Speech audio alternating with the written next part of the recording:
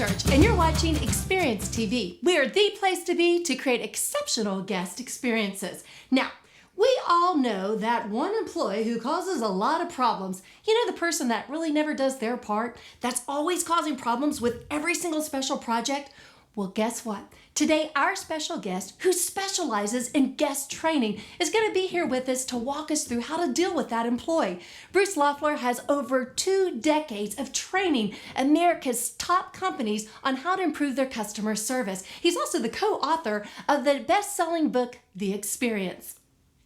Bruce Loeffler, welcome into the show today. Now, I think probably this is the one segment every single person watching is going to relate to. We all have that one person in the office who's on everybody's nerves. First of all, let's talk about working with a difficult employee.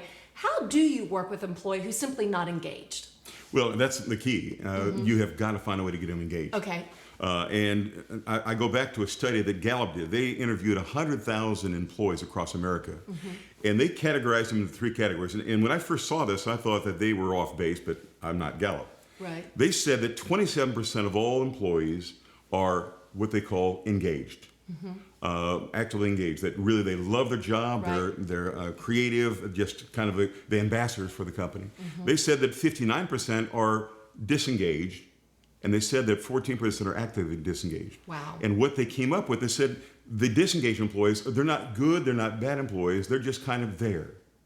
The scary part is the 14%. And I think that almost anybody that's out there can relate to, you got employees that they don't like their job, they don't like customers, they're just going through the motions, but they're sabotaging the coworkers and sabotaging the customers. Right. So how do you, as a manager, as an owner of a business, how do you inspire someone who simply isn't engaged at the moment? Okay. I think part of the key is I've got to know my people. Okay. I cannot know you unless I know what your dreams, aspirations, and who you are and what makes you you. Right. And so when I spend time, and I'm saying 15 minutes a week with each employee if you can. Oh, that's great. Spend time getting to know them. Why are you here? What makes you tick? How can I challenge and encourage? And the key, I think, is, and I think that's what we do, it's about how do I invest in you? Right. By spending time, effort, and interest in you personally. Now, what if you're not seeing any change at first? Do you just stay, on the plan and continue on? Oh, no, not at all. I think you've got to assign, and what I do is I say, I want to take an employee, and I'll just use you for an example. Okay. Let's say you're a...